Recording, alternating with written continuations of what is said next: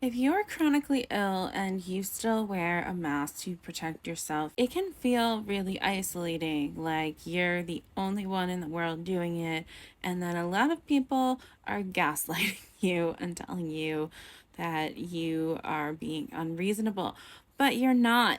There's a new study from the University of Kansas found that over 40% of COVID survivors who had disabilities before the pandemic had symptoms for 3 months or longer in 2022, which is part of the diagnostic criteria for long COVID, compared with 19% of those without disabilities. Now, let's be clear, 20% of people who get COVID developing long COVID is still a huge and wildly concerning number, especially considering how much COVID is reinfecting people. If you break down the data even more by the type of disability, it gets even more concerning. It says the type of disability most associated with long COVID was chronic illness, 60% of COVID-19 survivors. 60%, followed by those with mental illness, 45%.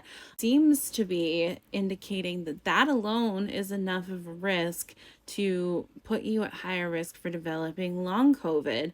So you are absolutely validated and vindicated in your concerns if you are a person who is chronically ill and concerned about complications from exposure to COVID. You are valid, and 60% for chronic illness folks is terrifying. So I'm going to keep masking.